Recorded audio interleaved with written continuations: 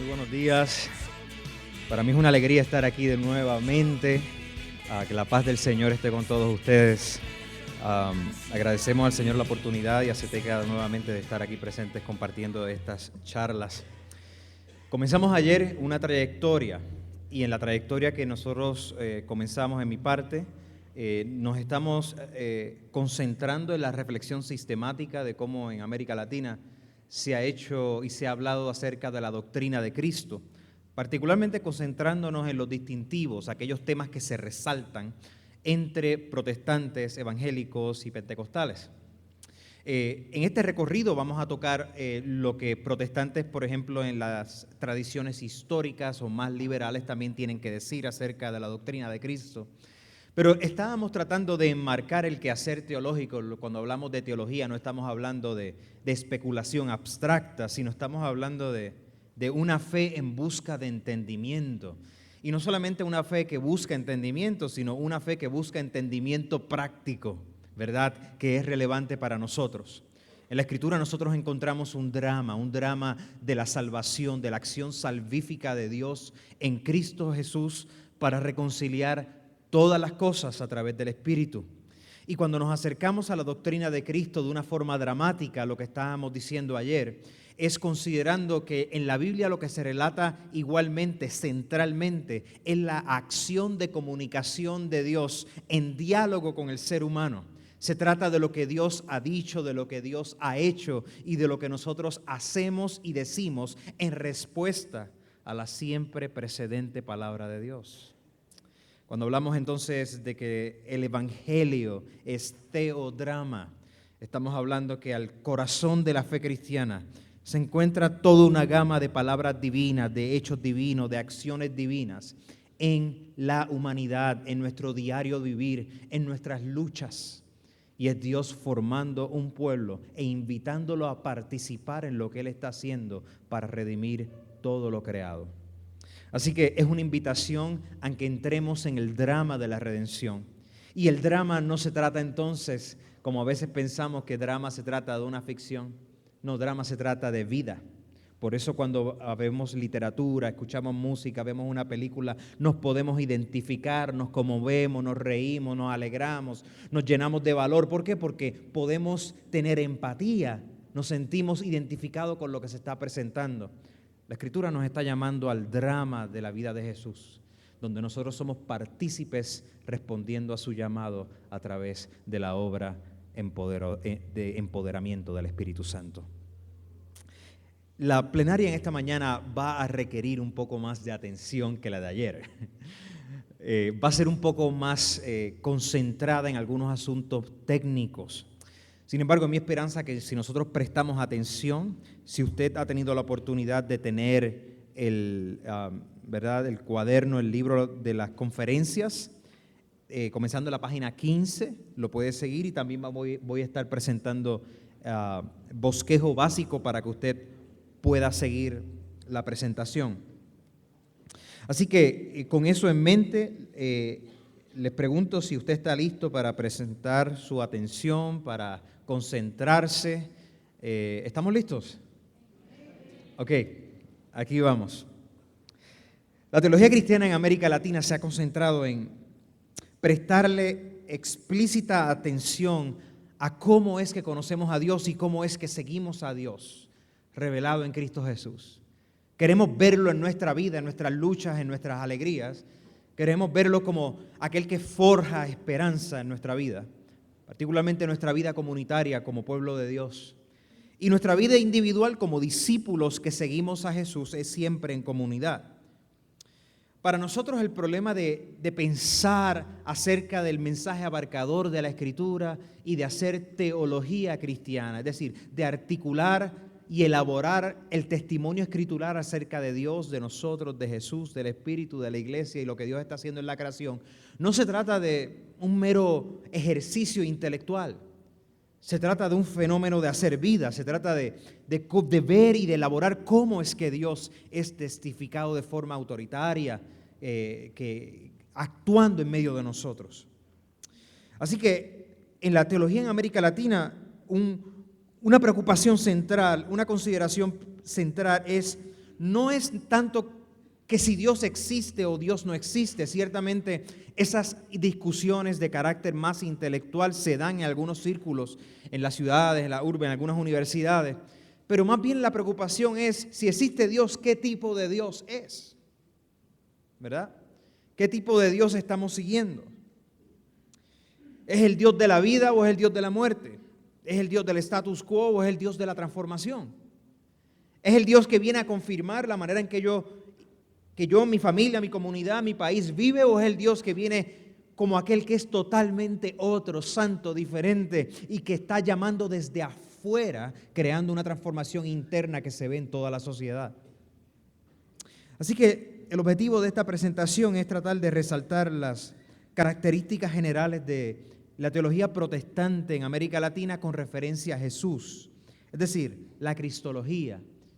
¿Y cómo la doctrina de Jesús se relaciona con la doctrina de la Trinidad, por ejemplo? ¿Y cómo entonces se maneja la Escritura en este ejercicio? Como resultado, nosotros vamos a ver que hay varios movimientos teológicos, varios pensadores quizás que son protagónicos, que tratan de recapturar, de prestarle atención a la doctrina de la Trinidad, lo que está pasando en la doctrina de Cristo y cómo interpretan la Escritura para hacerla relevante a nuestro contexto. Y vamos a ver. Habiendo establecido que la cristología es el estudio de la persona y de la obra de Jesús, entonces la otra pregunta que nos hacemos es ¿cómo lo hacemos? ¿Verdad? ¿Cómo conocemos a Jesús? ¿Cómo tú y yo comenzamos a enseñarle a alguien acerca de Jesús? ¿Comienzas con tu testimonio? ¿O comienzas llevándolo a la historia de Jesús? ¿Comienzas con la persona de Jesús como el Cristo, como el Hijo de Dios? ¿Comienzas diciéndole, mira, Él es el Hijo de Dios, la segunda persona de la Trinidad, aquel que existió eternamente y que se hizo ser humano? ¿O comienzas a través de la historia de los evangelios sinópticos, por ejemplo, Mateo, Marcos y Lucas, que comienza con el nacimiento de Jesús de Nazaret? ¿Comienzas con las epístolas? Si comienzas con los evangelios, ¿con cuáles de los evangelios comienzas? Si comienzas con el testimonio de las epístolas en el Nuevo Testamento, ¿con cuál? Comenzamos estudiando los títulos de Jesús: Hijo de Dios, Hijo del Hombre, Mesías, Sacerdote, Salvador, la Puerta, el Pastor, etc. ¿O le damos prioridad a los milagros de Jesús? ¿O comenzamos enseñando las enseñanzas? Es decir, ¿por dónde comenzamos? Esta es la pregunta de método. ¿Cómo enseñar a Jesús, su obra, su enseñanza de forma significativa? Y nosotros en este acercamiento de método encontramos varias opciones.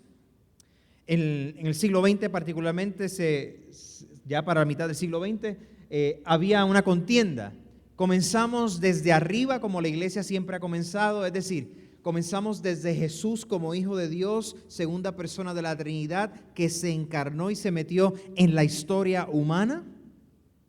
¿O comenzamos desde abajo? Comenzamos desde el testimonio de los evangelios que narran el nacimiento de este niño Jesús en Belén, de una virgen, aquel que más adelante en su vida entra al templo, abre los pergaminos, abre Isaías, aquel que es identificado como el Cordero de Dios y eventualmente va creciendo con una historia, con una praxis, con un quehacer, va creciendo en sabiduría. Aquel que crece en la Palestina, en el judaísmo del segundo templo. Es decir, en un contexto bien histórico. ¿Por dónde comenzamos? La cristología desde arriba ha sido la que ha dominado la historia de la iglesia. Comenzamos a hablar de Jesús de Nazaret como el Hijo de Dios, segunda persona de la Trinidad. Y la cristología desde abajo, particularmente en el siglo XX, surge de la preocupación de que las confesiones de la iglesia a veces no le hacen justicia a lo que está pasando en el ministerio de Jesús. Muchos académicos se levantaron diciendo, fíjate, yo sospecho desde el siglo XIX, sospechando que la iglesia se estaba inventando un Jesús que no era el Jesús de los evangelios. Y de hecho, muchos académicos lo que hicieron fue que querían abandonar el Jesús confesado como Hijo de Dios, diciendo, no, yo creo que eso es invento de la iglesia, lo que vamos a hacer es concentrarnos en lo que los evangelios dicen. Y tú dirás, pero es que los evangelios lo proclaman también como Hijo de Dios. Entonces el académico escéptico te dice, no, pero eso fue una añadidura de la iglesia más tarde, eso se lo inventaron. Como decía en Puerto Rico, se lo sacaron de la manga. Así que, pero hubieron otros acercamientos desde arriba que decían, no, mira, la confesión de Jesús requiere que nosotros tenemos que considerar que es Dios actuando siempre en Cristo. Y desde abajo, la teología en América Latina, particularmente aquellos en la tradición católica, en la católica liberacionista, quisieron hacer énfasis en que nos debemos de acercar a Jesús aparte de su historia concreta, aparte de lo que Jesús hace y dice, particularmente aparte de lo que Jesús proclama de sí mismo, pero lo que está proclamando particularmente acerca del otro, de Dios Padre, que ha avanzado su reino. En esta discusión se formaron unas polaridades. A los de arriba se le acusaba que no prestaban atención a la historia. A los de abajo se le acusaba que prestaban tanta atención a la historia que olvidaban que Dios es el Dios trascendente que actúa desde la eternidad encarnando a su Hijo Jesús. Yo creo que la dicotomía es falsa. Tiene más que ver con nuestros prejuicios. Y la propuesta es que nosotros no necesitamos trabajar desde arriba o desde abajo. Yo creo que podemos trabajar desde adentro de la historia que ya está teologizada, pensada, reflexionada en el testimonio de los evangelios. En esa nota, uno de los grandes rescates en el siglo XX fue que se comienza a repensar y atender más la doctrina de la Trinidad, Padre, Hijo y Espíritu Santo, que se revelan en la Escritura, en la economía de la salvación. De pronto en el radar doctrinal del cristianismo estas doctrinas comienzan a resaltar. La cristología igualmente, la doctrina de Cristo. Esto es importante porque en la mejor de estas exposiciones donde se le presta atención a la Biblia, que es lo que los evangelios, las epístolas están presentando acerca de la vida, la obra de Jesús, nosotros no encontramos grandes dicotomías. No, ahora vamos a hablar de Jesús del cielo, ahora vamos a hablar de Jesús de la tierra. Lo que encontramos es que se habla de Jesús de Nazaret, que es el Mesías y es hijo a la vez. Es desde arriba, es desde abajo, desde arriba, es todo a la vez. Por lo tanto, el testimonio de la Escritura realmente reta nuestras opciones metodológicas para ver si realmente nosotros estamos siendo sujetos a ese testimonio y no siendo los maestros sobre ese testimonio. En América Latina tenemos varios retos culturales, ¿verdad? Acerca de cómo hablar de Jesús. Tenemos imágenes, íconos que matizan nuestra imaginación.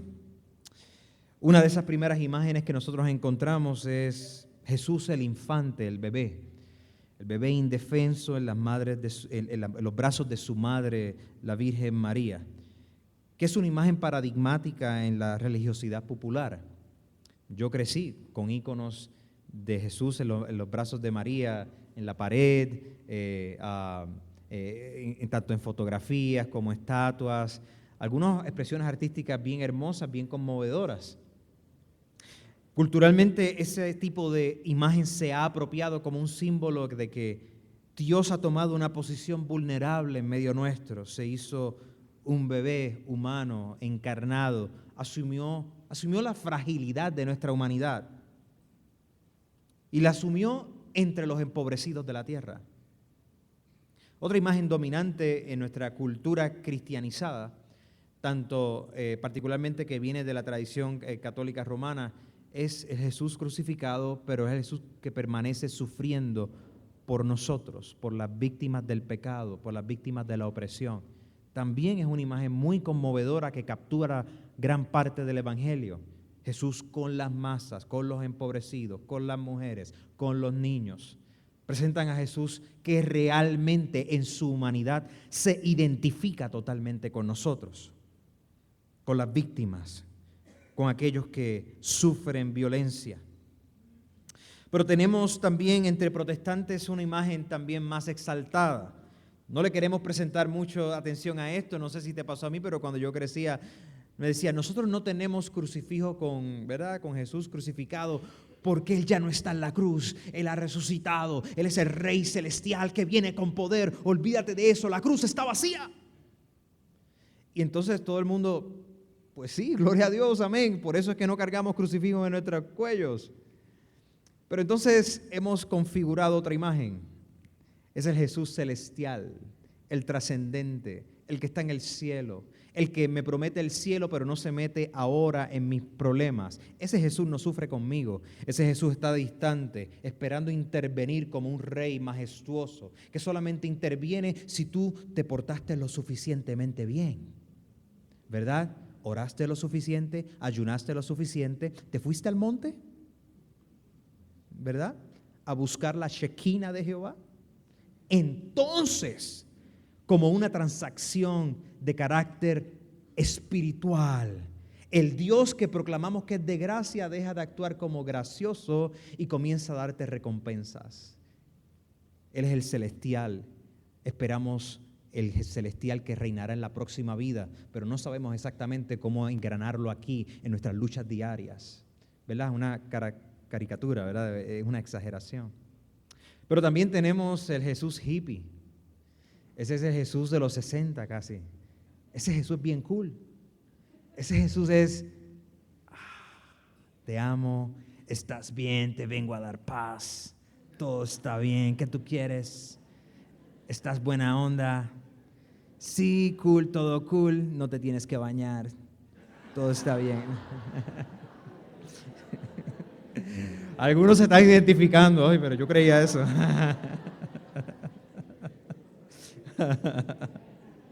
Ese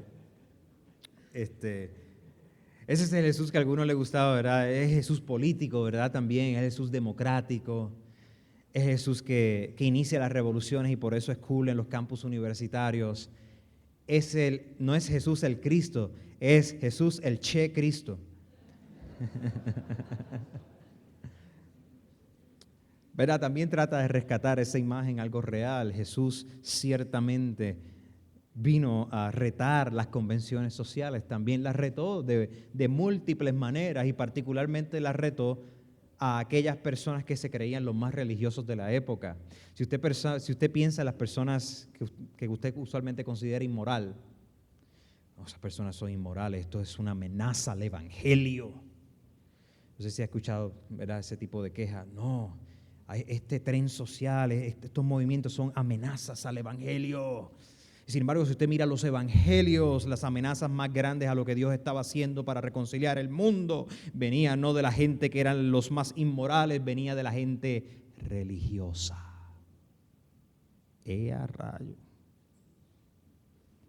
Así que tú y yo estamos en la página, decimos en Puerto Rico, de Cheo. Estamos en primera plana aquí porque somos los religiosos, ¿verdad? Tenemos que luchar también con el Jesús que ya no es tanto celestial. Ese Jesús es celestial ciertamente, ese rey que viene, es el rey que quizás en un rapto nos va a llevar con él, pero mientras tanto es nuestro benefactor, ese rey banquero, ese rey que si tú oras y lo confiesas, declaras, pisas, reclamas, te sientas, te va a dar lo que tú necesitas. Te va a dar prosperidad. Pero no es la prosperidad de que solamente lo que tú necesitas y por eso Dios prospera para que puedas vivir. No, te va a dar los deseos de tu corazón, cualesquiera que sean esos. Ese Jesús está bueno, eso es mejor que mi banquero. Tengo más crédito en el cielo que con el banco acá.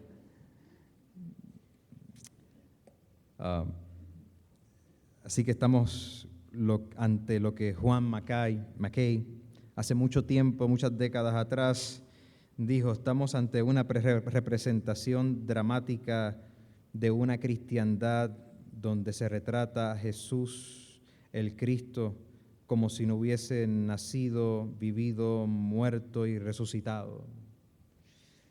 Nos enfocamos solamente en un aspecto de su vida y hacemos su vida una idolatría.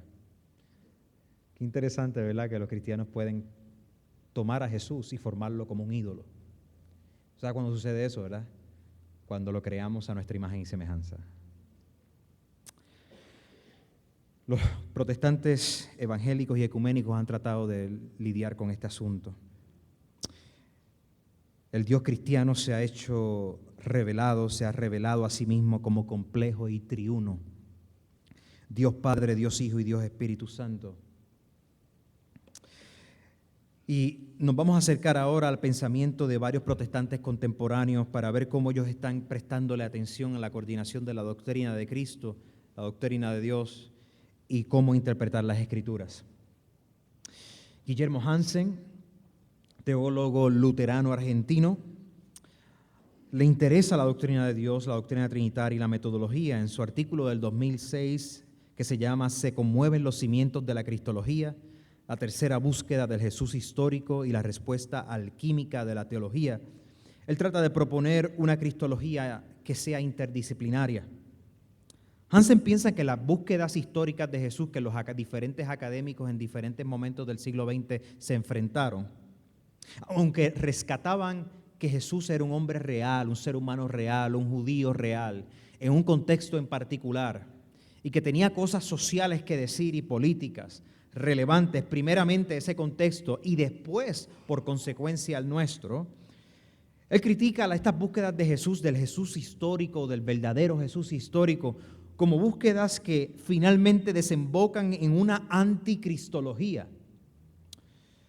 Cuando encontramos en estas búsquedas, algunas personas que hablan del Jesús histórico, nos encontramos ante personas que quieren eliminar el elemento teológico, es decir, la acción salvífica de Dios en Jesús como Cristo y su Hijo, para sencillamente hablar de Jesús de Nazaret. Y estas búsquedas usualmente son escépticas acerca de si Jesús dijo de sí mismo que es el Hijo del Hombre, o que es la puerta, o que es el camino, o que se identificó como uno que vive en unidad eternal con Dios Padre, a quien él identificó como Dios Padre, o como aquel que dice que él tiene la potestad para enviar al Espíritu Santo y conformar a otra comunidad. O, como el caso de algunos teólogos liberacionistas, el escepticismo de que si Jesús hizo o no milagros. Uno clásico en la teología liberal, es decir, la teología que se acerca a la Escritura con una baja noción de inspiración, es el caso de la multiplicación de los panes. Jesús es el pan de vida, ¿verdad? Y entonces ese día estaban en la montaña, se aparece el niño, los panes y los peces, y los discípulos, mira, la gente tiene hambre, tienen mucha hambre, están que se mueren, pues entonces vamos a compartir esto. Jesús toma el pan y los peces, y entonces tú y yo decimos, pues claro, los multiplicó. ¿Y cuántas miles de personas fueron alimentadas? ¿Ah? Más, ¿verdad? ¿Cuántos? ¿1,000? ¿2,000? ¿3,000? ¿5,000? Más los niños y los niñas. Entonces tú y yo lo leímos, eso es un milagro. Pero la academia escéptica te va a decir, fíjate, realmente lo que sucedió fue ahí algo extraordinario, bonito. Jesús ese día le dijo a sus discípulos, vamos a compartir. Y los discípulos dijeron, no tenemos suficiente. Y Jesús de alguna manera se paró y dijo, gente, vamos a compartir la comida que tenemos. Y todo el mundo en ese momento, lo que ellos tenían, hicieron, vamos a compartirlo al lado. Ahí no hay milagro. No hay milagro extraordinario, no hubo multiplicación per se de los panes, lo que hubo fue el milagro de una comunidad solidaria compartiendo lo poco que tenían. ¡Qué bonito! ¡Qué lindo!, ¿verdad? No tengo que refutar eso, ¿verdad? No tengo ni que pasar tiempo refutando eso. Hansen le preocupa ese tipo de cosas, no necesariamente que esté de desacuerdo con esa interpretación, pero Hansen le preocupa que nos enfoquemos tan pronto en la historia de Jesús que ignoremos la trascendencia que hay en la historia de Jesús, que es el Dios trascendente, aquel que es totalmente otro, actuando en Jesús por su Espíritu. Así que Hansen lo que sugiere es que nosotros tenemos que recurrir a diferentes disciplinas, a la psicología, a la biología, a la sociología, a la antropología, para entender que en el fenómeno de Jesús, de su vida y de su evento, está ocurriendo algo de la irrupción de lo trascendente en Jesús. Él está tratando de buscar otro vocabulario para tratar de mantener que el Dios Trino se ha revelado en Jesucristo. Y la doctrina de Dios entonces nos permite, según Hansen, mantener una cristología sana e integral.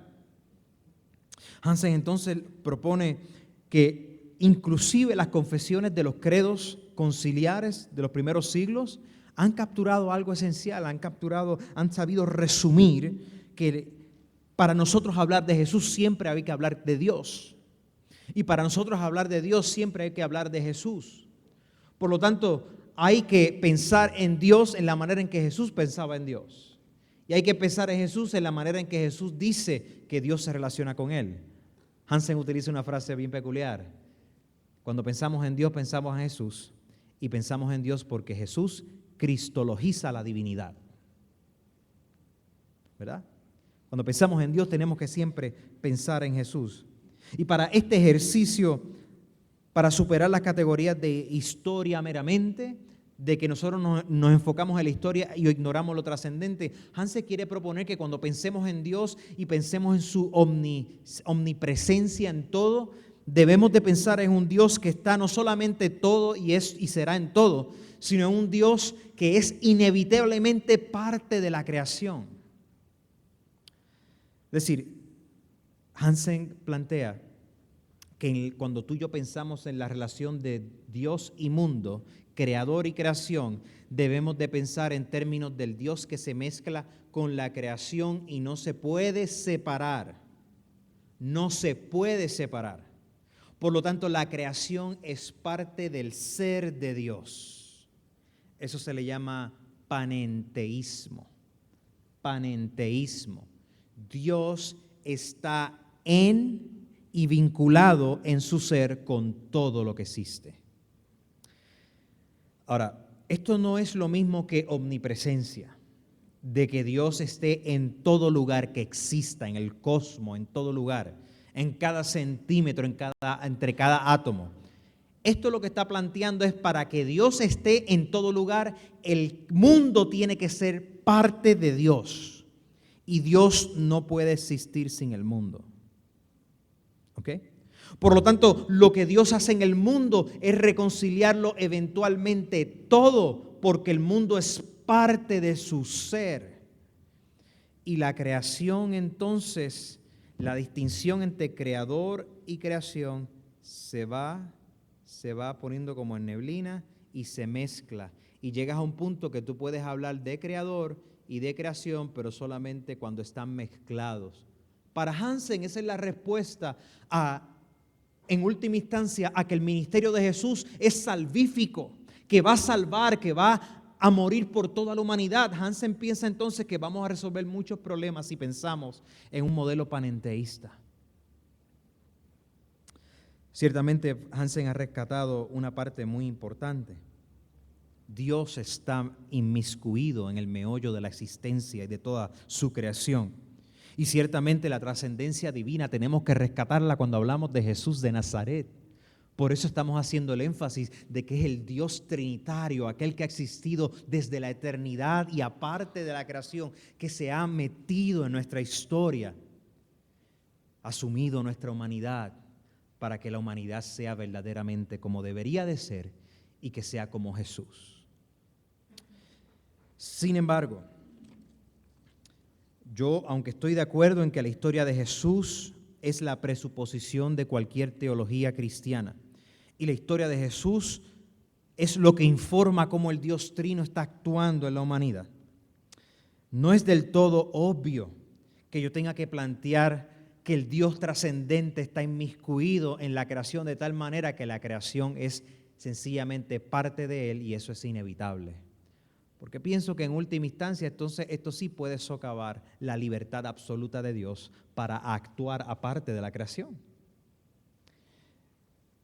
Otra preocupación que tengo es que aunque Hansen se quiere acercar al testimonio de las Escrituras, de alguna manera siendo normativo, Hansen es ambiguo acerca de la acción trascendente y milagrosa y transformativa de Dios. Parecería que Él nos está invitando al seguimiento de Jesús vía solamente modelaje. Es decir, Él es un buen modelo, vamos a seguirle. Hansen en otras obras habla de santificación, pero parece que su noción de santificación es más genérica que en la Escritura. Santificación es porque estamos en Cristo, somos formados de acuerdo a la imagen de Jesús, aquellos que hemos sido llamados para actuar y responder de acuerdo a su propósito.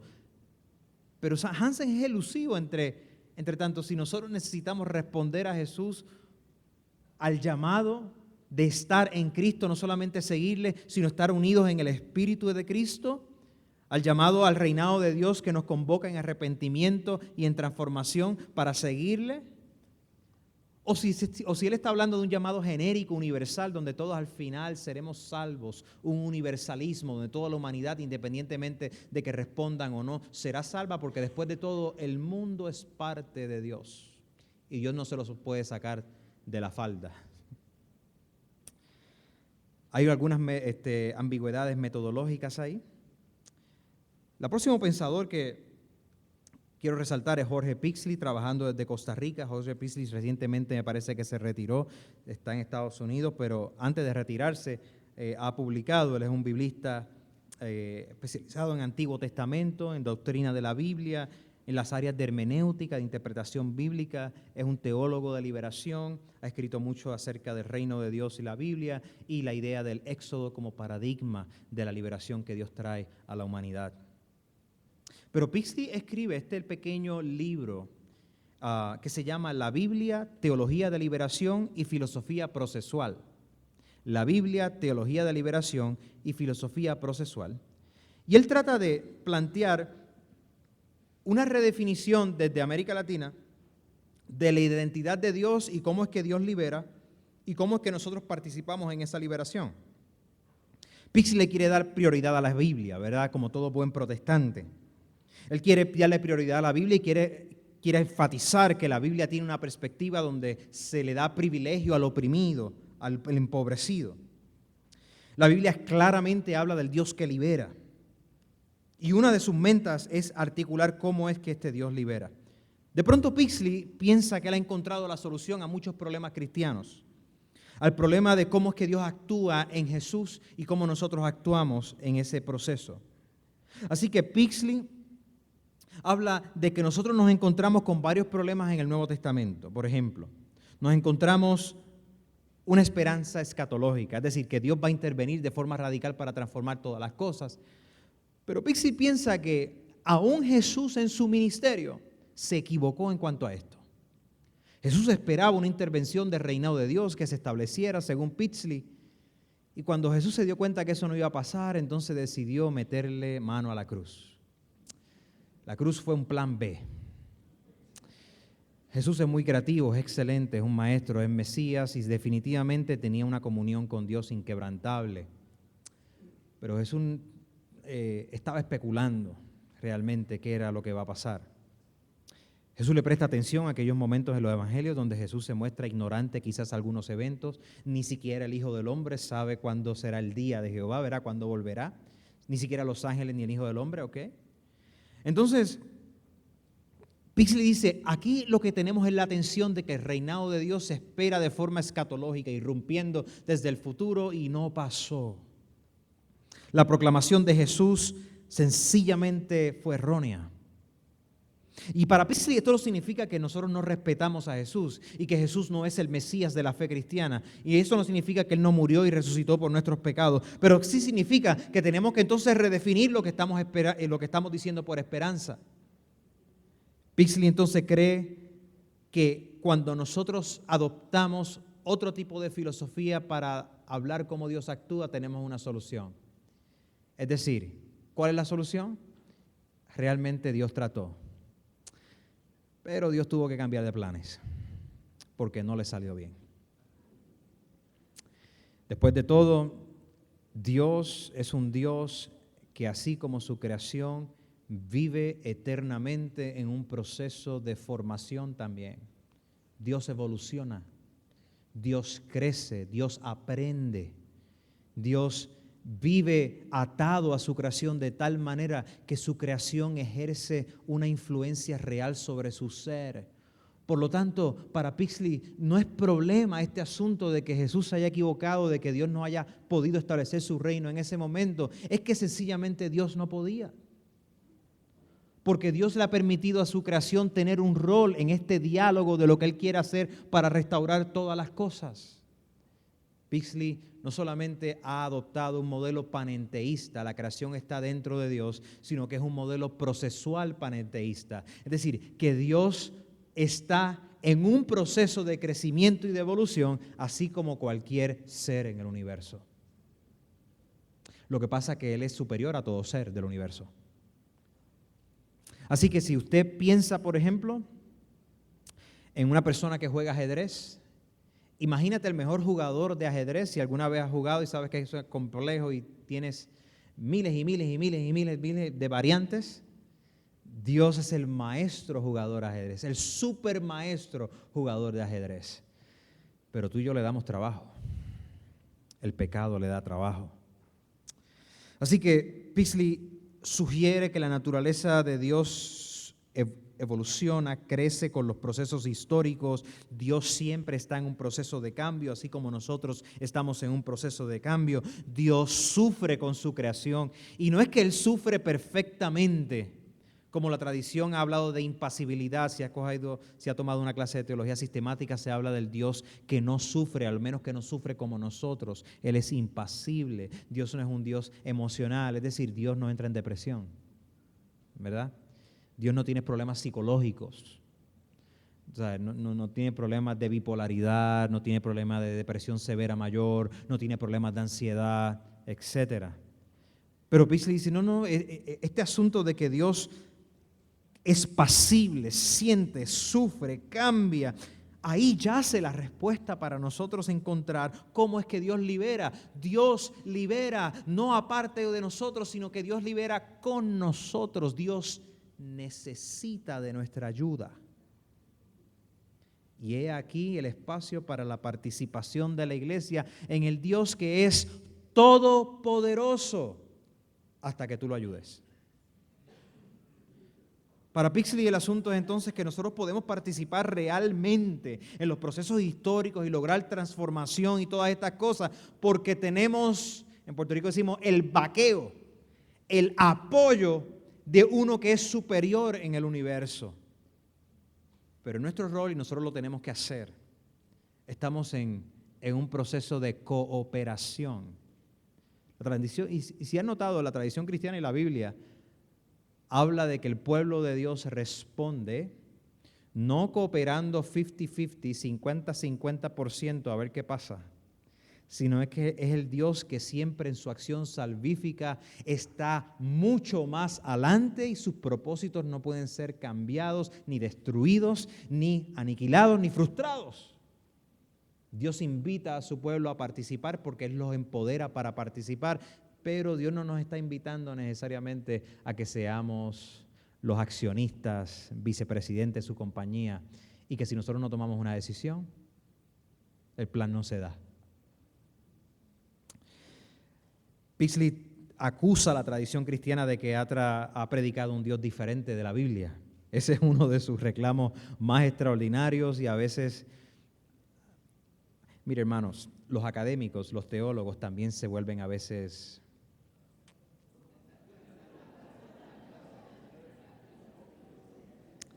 no lo digo por Pixley, lo digo por mí. Yo conozco mi pecado. Puedo apreciar que él está tratando de afirmar la doctrina de la Trinidad. Él está tratando de hacer la cristología relevante e histórica. Está tratando de hacer la obra del Espíritu Santo relevante e histórica para nosotros. Pero en ese proceso, él quiere tener la odisea de acusar la tradición cristiana de 2000 años de que ha predicado un Dios que no es el Dios de la Biblia. Su Dios, el Dios de proceso, de evolución, de paciencia, de que sufre con nosotros porque no tiene de otra. Es el Dios que le está proponiendo para que sea el que apoya nuestras actividades de transformación. En ese proceso Él va a salir ganando en última instancia porque Él sabe más que nosotros, pero no necesariamente porque Él es el Dios soberano absoluto que llama a un pueblo para ser empoderado por su Espíritu Santo a participar en la supremacía del Hijo de Dios. Yo respeto mucho su obra, pero en este libro Pixley nos está presentando lamentablemente un Dios que está sujeto a los procesos del mundo, un Dios que irónicamente no sabremos si podrá librarnos porque si somos lo suficientemente testarudos, entonces no va a poder hacerlo. Un Dios que realmente no tendrá la capacidad de erradicar el mal en el futuro. Porque si el futuro está completamente abierto, Dios no conoce lo que va a suceder y Dios está sometido a su creación de cierta manera. Dios solamente puede esperar así de la manera en que nosotros esperamos que las cosas salgan bien. Después de todo, el mal es una fuerza real histórica y si Dios está en un proceso de evolución, ¿quién nos garantiza que no va a evolucionar en la manera incorrecta? Yo sé que esto parece una discusión un poquito abstracta, pero ciertamente la Escritura nos presenta a un Dios que está interactuando con su creación. Un Dios que sufre, claro que sí. Un Dios que está envuelto. Pero la Escritura nos presenta a un Dios que es dulcemente soberano sobre toda la creación. Y que en la vida de su Hijo Jesús, el Hijo encarnado, que asume nuestra completa humanidad y nuestra violencia y nuestra fractura relacional entre Dios y nuestro prójimo, Dios promete la reconciliación de todas las cosas, promete una nueva creación y promete nuestra actividad que va a ser empoderada por el Espíritu Santo para ser testigos fieles, embajadores de este Evangelio, que es poder de Dios, no es poder de nosotros. Yo creo que Pixley ha sido un poquito apresurado en abandonar la ortodoxia cristiana en términos del Dios que es separado de la creación. Pero yo ciertamente puedo apreciar lo que él está tratando de hacer. Sin embargo, pienso que ese no es el camino. Sus reclamos son exuberantes. Pronto voy a publicar una reseña crítica de su libro, apreciativa, ¿verdad?, de lo que está tratando de hacer, pero con el limitante de que pienso que sus reclamos es una de estas cosas, cuando usted está al tanto de la literatura, lo que está pasando y cosas así, vienen personas, a veces académicos, reclaman cosas estrambóticas como si fuese la última Coca-Cola en el desierto que acaban de descubrir. Y honestamente, la teología procesal está desde el principio del siglo XX, no es nada nuevo, y Pixley no se toma el cuidado de dialogar y confrontar las mejores presentaciones de la doctrina trinitaria y cristología de la confesión histórica de la cristiandad. Realmente él no se toma el tiempo para hacer eso. Y eso es una pena. Nos movemos a la cristología de la teología feminista entre algunos protestantes, ¿verdad? No es todos los protestantes que están escribiendo, pero sí son representantes de lo que está pasando. La primera persona que tenemos es la doctora Elsa Tamés, académica del Nuevo Testamento, Costa Rica, especializada en pensamiento paulino, Carta de Santiago, la teología paulina en Romanos, y también especialista en teología feminista de liberación. En algunos de sus ensayos más recientes, Tamés ha identificado que nosotros los protestantes y la teología en general debe tratar de acercarse a la cristología, pero abandonando lo que ella llama categorías occidentales.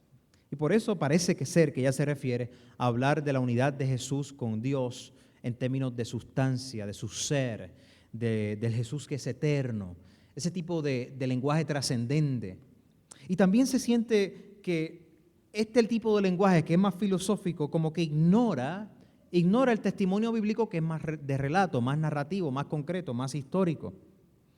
Ella también argumenta que ese tipo de lenguaje, cuando hablamos de que Jesús es de la misma naturaleza del Padre, que Jesús es el Eterno, que es el Hijo de Dios, y enfatizamos el aspecto trascendente, eterno de Jesús como Cristo e Hijo y segunda persona de la Trinidad. Ella dice que ese tipo de lenguaje muchas veces ayuda a que nosotros utilicemos categorías masculinas, androcéntricas en el lenguaje de Dios. Masculinidad se convierte en la ética dominante. El lenguaje de la mujer, la feminidad, se ignora. Se presenta a un Dios como hombre. O en las palabras de Rosemary Ruther en los Estados Unidos, una teóloga feminista ya retirada, ¿verdad? Si Dios es como un hombre, entonces Dios es el macho. ¿Sí? También se le preocupa mucho el uso ideológico del lenguaje cristiano en la cristología para hablar, por ejemplo, Y esto es algo completamente razonable, hablar de Jesús como hombre y no como ser humano. Es decir, hablamos de Jesús como, recuerda que en español, ¿verdad?, en castellano, hombre es el uso genérico, pero de acuerdo a las sensibilidades más inclusivas de los últimos 20 años, cuando tú hablas de hombre, pues estás hablando de un hombre masculino. Usualmente entonces el lenguaje a veces excluye a la mujer. Ella le preocupa mucho cómo las mujeres son oprimidas, inclusive dentro de la fe cristiana, para ser sometidas, no solamente a los hombres, sino sometidas a un hombre que es Mesías. Ella quiere refatizar la inteligibilidad, la manera en que entendemos el reinado de Dios como el reinado de Dios que deconstruye las categorías patriarcales. Es un reinado inclusivo, es un reinado que incluye a todo el mundo. Ella explica, el reino de Dios, y cito, es una teología, es una categoría teológica que traza y trae todas las aspiraciones y deseos de una nueva sociedad donde hay una vida de justicia y de paz para todo el mundo. Por lo tanto, el teólogo que lee el ministerio de Jesús de Nazaret debe ser orientado hacia el reino de Dios dentro de su polémica socioeconómica y política en el contexto del primer siglo. Debe leer la muerte de Jesús en la cruz como consecuencia de su vida y su práctica de justicia en contra de las instituciones que lo condenaron. Y así debe leer la resurrección como esperanza, como promesa de que aquel inocente que fue crucificado y es resucitado por Dios, así lo es como el primero de muchos que así lo serán en el futuro. Y a todo eso yo digo amén. Cierto. Pero también se siente muy escéptica acerca del mismo lenguaje de la Escritura. Ella piensa que el lenguaje de la Escritura es demasiado patriarcal y que por lo tanto es usado para enfatizar el dominio de la mujer, los niños, los más vulnerables de la ciudad. Ella quiere entonces decir que nosotros debemos de no solamente adoptar un lenguaje inclusivo, sino que debemos de rechazar partes de la Escritura que son opresoras. No relatos que mencionan cosas de opresión, donde gente se oprime unos a los otros. No. Eliminar partes de la Escritura que ella entiende que son opresoras hacia las mujeres, hacia los hombres, hacia los niños, hacia minorías sexuales, etc. Para Tamés, entonces, ella quiere que nosotros podamos reconocer que el reto que tiene la cristología también es ser una cristología inclusiva, que incluya a todo el mundo, inclusive a las personas de otras religiones. Porque si nosotros creemos, dice ella, que el Espíritu Santo está activo en toda la creación, entonces el Espíritu Santo está activo en todas las religiones del mundo, que son parte del testimonio de ser seres humanos. La cristología debe ser inclusiva, debe ser puesta al servicio de la gracia de Dios que se revela para incluir a toda la humanidad, y esto es aparte de la iglesia. Así que ella está muy preocupada por eclesiocentrismo en la soteriología. Es decir, cuando hablamos de la doctrina de salvación, debemos de hablar de la doctrina de salvación, pero aparte de la iglesia. La iglesia es una comunidad que debe ser representativa, pero eso no es de nosotros. Eso es lo que Dios está haciendo. Así que también sigue esa nota universalista. Ella quiere resaltar la cristología a un plano donde Dios está por su gracia llamando a todo el mundo, y entre tanto que todo el mundo pueda actuar de manera justa, pacífica, con amor hacia el otro y entrega, y en transformación y en protección y solidaridad del otro, eso es suficiente. Dios los va a reconciliar eventualmente, ya sea que confiesen a Cristo o no lo confiesen. Pero ciertamente Jesús es el paradigma de la revelación de Dios, ella quiere mantener. Por lo tanto, ella hace una diferencia entre lo que es las Escrituras, la Biblia, escritura con letra minúscula, y la palabra de Dios. La palabra de Dios es aquello que tiene libertad para hacer un evento, para encontrarnos, para transformarnos. Pero ella no encuentra que hay palabra de Dios en toda la Biblia. Hay segmentos de la Biblia que deberían ser ignorados, que lo que reflejan es su historia. Pero ella quiere confiar en que la Escritura es solamente sagrada, entre tanto y cuanto pueda promover valores de inclusividad, valores de salubridad, valores de paz, valores de inclusión, de comunidad, valores de transformación social y política que son tan necesitados. Para ella, el criterio para discernir qué otras partes de la Biblia son beneficiosas o no es el mismo Jesús. Si tú encuentras partes de la Biblia que enseñan algo y tú entiendes que se alinean a lo que Jesús enseñó o no enseñó, pues siéntete la libertad de ignorarlo. Porque después de todo estamos hablando de Jesús, que es el que libera. Él es nuestro modelo, Él es el criterio mediante el cual adjudicamos verdad, veracidad, esto es falso, esto es mentira o esto no sirve. Pero ella está muy preocupada por el uso ideológico de la Biblia. A mí lo que me da reservas en todo esto es que obviamente no estoy de acuerdo con su articulación cristológica y su definición de inclusividad. Me parece más la inclusividad del neoliberalismo democrático de Occidente que otra cosa. Me parece una imposición política, irónicamente planteada sobre Jesús de Nazaret. Segundo, me parece que no nos ayuda mucho el sentirnos maestros y dueños de la Biblia para determinar qué es Escritura y qué no lo es. Porque bueno, ¿cuál es el criterio? ¿Qué tal si mi comunidad decide eliminar un evangelio porque lo noto hostil a lo que yo quiero y entiendo que es solidaridad, paz e igualdad? ¿Qué tal si yo quiero eliminar la cruz? Después de todo, aunque tú puedes hacer un argumento acerca de la cruz, yo te puedo decir, es que para mi comunidad esto es un asunto violento, yo vivo en un contexto de violencia, por lo tanto, esto no me hace sentido. O sea, ¿cuál es el criterio último? ¿Dónde para el tren? Mi preocupación es que una vez que tú te montas en ese tren volviéndote maestro y señor del texto y de la historia de Jesús, con la capacidad de discernir qué es y qué no es palabra de Dios, ¿hasta dónde te lleva el tren? ¿Quién lo para? Está chévere cuando tú y yo estamos de acuerdo, cuando hay unas ciertas definiciones de justicia, pero cuando venga una comunidad que quiere actuar injustamente y eliminar aquellos textos de justicia, ¿qué vas a hacer? A mí me parece que esto es una noción un poquito elitista, es problemática. Nancy Bedford, por otro lado, también trabaja dentro de una teología feminista. Si me lo pueden pasar, por favor. A la próxima página del slide, de la compu. Nancy Bedford trabaja desde Argentina, ahora mismo está en Estados Unidos, escribe este libro, La porfía de la resurrección, ensayos desde el feminismo teológico latinoamericano, y Nancy Bedford presenta realmente una de las primeras propuestas sistemáticas cristológicas desde una perspectiva feminista. La preocupación de Nancy Bedford no es definir una teología feminista como que la mujer es el centro de todo. Ciertamente, la mujer es el centro y los más vulnerables y las niñas y los niños. ¿Por qué? Porque son ejemplo de cómo las opresiones del pecado se manifiestan sobre una población que es vulnerable. A Nancy Bedford no le preocupa este asunto de decir somos feministas porque queremos resaltar el lugar de la mujer. A Nancy Bedford lo que preocupa es presentar una cristología que sea saludable para mujer y para hombres. Una cristología que pueda sobrepasar el patriarcalismo que tanto tenemos nosotros. El androcentrismo, la concentración en que lo masculino es lo que define el orden. Nancy Bedford entonces ataca, por ejemplo, interactúa con Rosemary Ruther, que una vez preguntó, como le mencioné, ¿puede un hombre salvador ser el salvador de una mujer?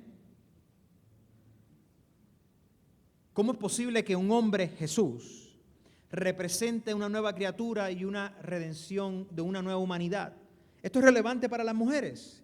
Y Nancy, en contraste a Tamés y en contraste a Rosemary Ruther, contesta: la pregunta de la relevancia acerca de un Salvador que es hombre a las mujeres es una pregunta demasiado genérica, dice Nancy, dice la doctora Bedford.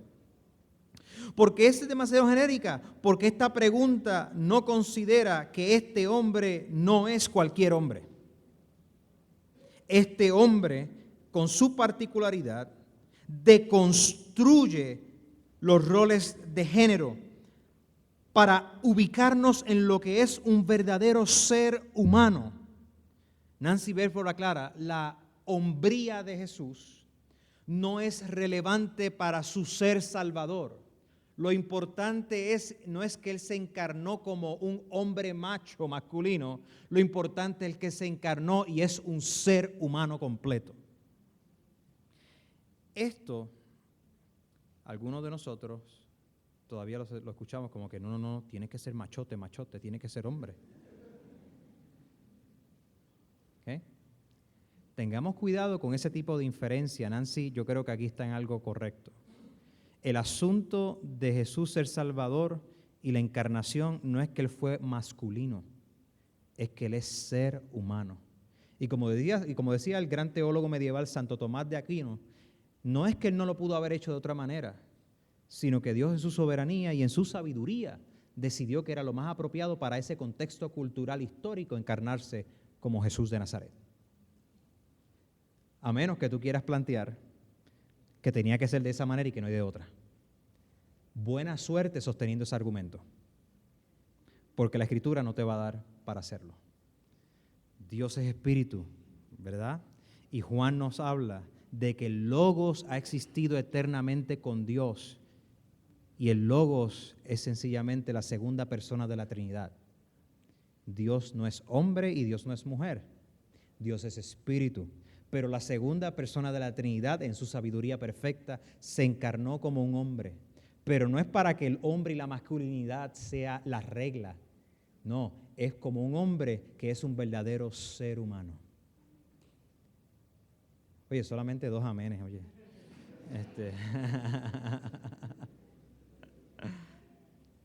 Bedford entonces dice, esto no es problema de que Jesús sea hombre, al contrario,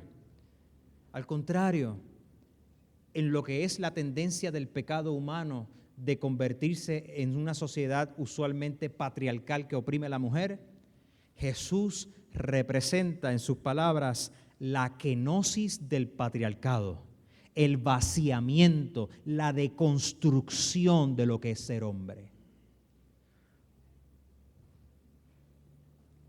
Por eso es que nosotros como fe cristiana podemos decirle a una mujer, sé como Jesús. Porque no le estamos diciendo, sé como un hombre que es Jesús. Sé como Jesús, sé verdadero ser humano. Jesús rompió todas las convenciones de su época para acercarse a las mujeres y a los vulnerables, a los enfermos y a los desvalidos, a los que son considerados casi personas de segunda clase o no personas. Y Nancy Bedford quiere rescatar esto. Y lo quiere rescatar hablando de que nosotros tenemos que escapar de cristologías tóxicas que afirman nuestros prejuicios como hombres y como mujeres y nuestros prejuicios políticos para sencillamente usarlo como lo queremos usar. Ella habla entonces que debemos de plantear una cristología trinitaria.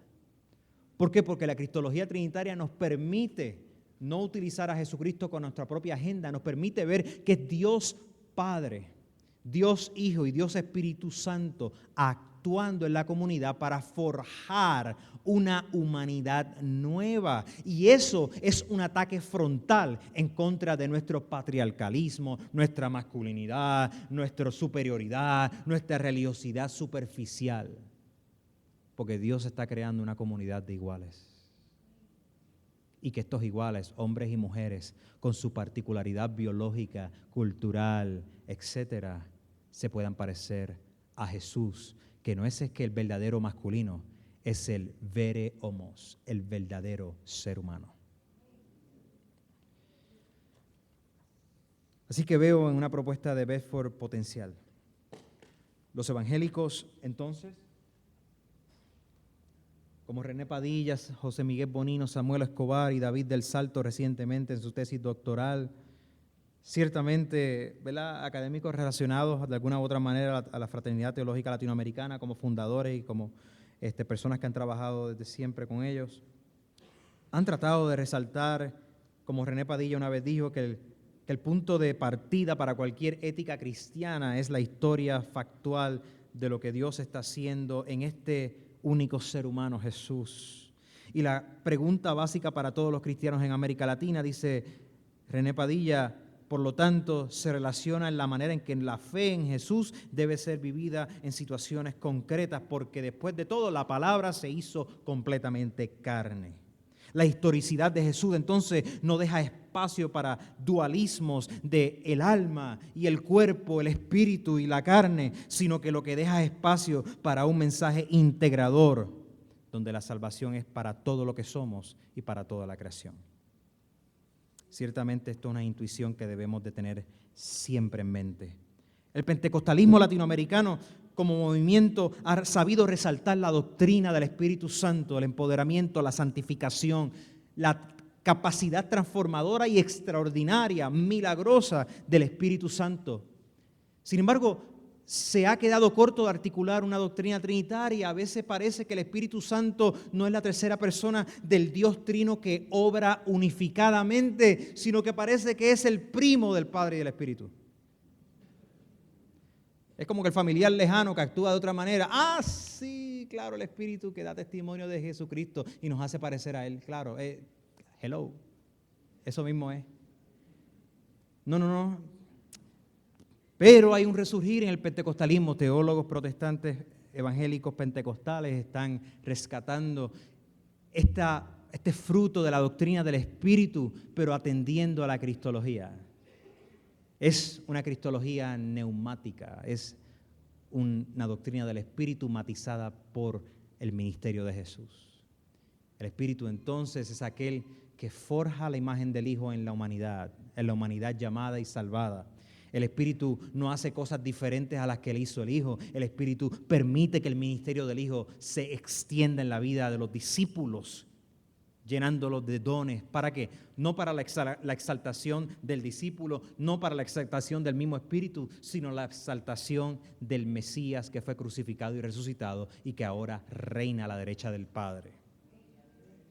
Es una visión trinitaria, pero todavía los protestantes evangélicos y pentecostales se están tratando de mover en esa dirección y todavía no encontramos obras monográficas, libros completos que traten de esto. Encontramos ensayos, artículos aquí y allá, y es aquí nuestra preocupación. Estamos tomando ese reto nosotros en estas conferencias, de poder proveer lo que Miguel Bonino llamó el próximo paso de la teología protestante, desarrollar una cristología trinitaria. Y para eso estamos proponiendo que esta cristología trinitaria es una cristología desde adentro. Es una cristología que le presta atención a la norma normans, la norma normativa para la fe cristiana, que es el testimonio de Dios, la revelación a través de las Escrituras. Las Escrituras es un testimonio dramático al Dios que actúa, particularmente en la vida, persona, acciones y verbo de la persona de Jesús. Es el Dios que está forjando una nueva humanidad. Esa humanidad es insertada en Cristo, en unión con Cristo, para que puedan participar en la misión redentora de Dios. Esa humanidad es el ejemplo escatológico. Somos las primicias, somos aquella evidencia de lo que Dios está haciendo para forjar mujeres y hombres diferentes. Es esta humanidad que le presta atención a la reciprocidad entre Padre, Hijo y Espíritu Santo. David del Salto, en su disertación él estuvo aquí hace 1 año, 2 años, trató de resaltar eso, la importancia de una cristología trinitaria. Eso lo queremos hacer también.